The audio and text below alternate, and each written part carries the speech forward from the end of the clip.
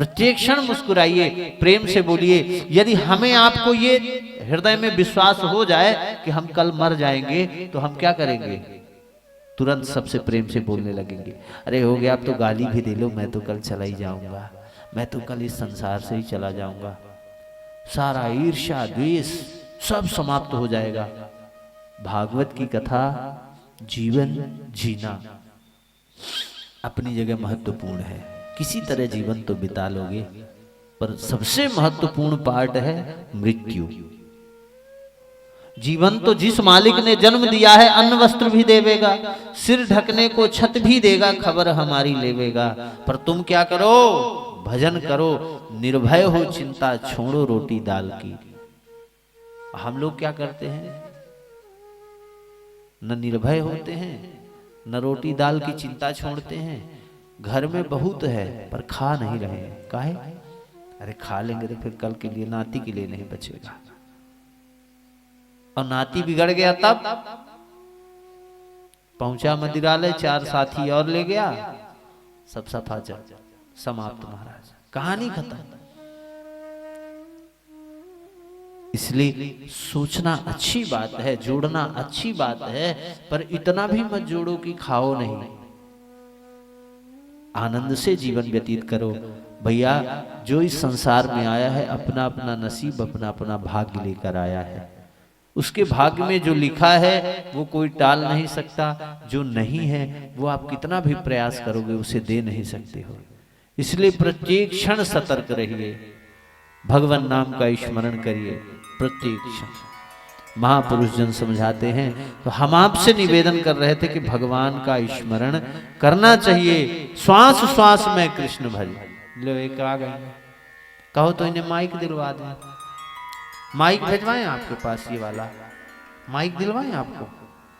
नहीं, जोर जोर से आप बोल रहे थे तो हमने सोचा कि माइक की जरूरत होगी। इतनी तेज से मत बोला करिए। बोले वृंदावन बिहारी लाल की जय। देखो, हमने उनको कहा, सबके चेहरे में हंसी आ गई। चलिए किसी बहाने तो आप मुस्कुराए। बोले कृष्ण कन्हैया लाल की जय। मैं निवेदन कर रहा था, भगवान को क्यों मानना चाहिए?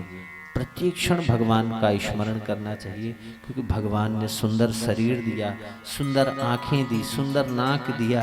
अगर नाक टेढ़ा होता तो बात गड़बड़ हो जाती। प्रत्येक क्षण एहसान मानो।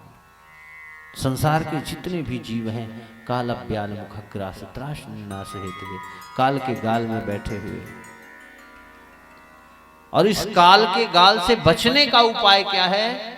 तो यहां पर वर्णन किया है कि काल के गाल से बचने का यदि कोई उपाय है तो वो है श्रीमद्भागवतम शास्त्रम कलौ कीरेण भाषितम।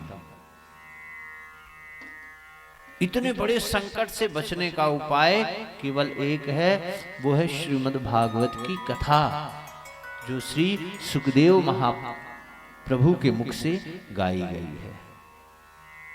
उसी कथा को हम आप सब श्रवण करने के लिए इस पवित्र भूमि में बैठे हैं, इस गुप्ता परिवार के आंगन में बैठे हैं।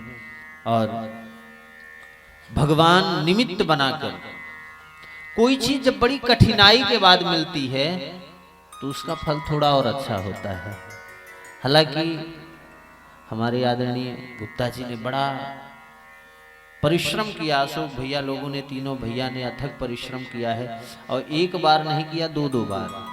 थोड़ा बहुत शायद पुण्य रह गया होगा, तो फिर से उतनी मेहनत करके और दोहरी मेहनत करके जब किसी चीज को प्राप्त किया जाता है तो उसका आनंद 2 गुना बढ़ जाता है। और तो इसको ऐसा ना समझें कि परिस्थितियां विषम आई तो जीवन में जब कठिनाई आए तो समझ जाइए कि सफलता मिलने वाली है।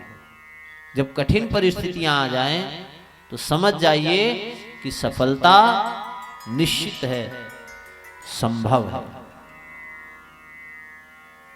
श्रीमद् भागवत महापुराण की ये पवित्र गाथा कलिकाल से इस अजगर रूपी ब्याल के मुख से बचने का एकमात्र उपाय है। ए तस्माद् परम किंचन मनः शुद्ध्यै न विद्यते। सबसे बड़ी विडंबना यदि इस संसार में है तो विडंबना किस चीज की है? मन की है। मन से हमने मान लिया कि हम सुखी हैं तो हम सुखी हो गए, और मन से हमने मान लिया कि हम दुखी हैं तो दुखी हो गए। मन एवं मनुष्यानाम कारण बंधन मोक्षयो, मन ही मनुष्य के सुख और दुख का, मुक्ति और बंधन का कारण है। मन की गति है गधे जैसी। आगे हम आप सब इन कथाओं को सुनेंगे। तो ए तस्माद परम किंचन मनः शुद्धि न विद्यते, जिसके मन में विकार आ जाए तो इससे बढ़कर मन की शुद्धि के लिए कोई दूसरा उपाय नहीं है। जन्मांतरे भवेत पुण्यम तदा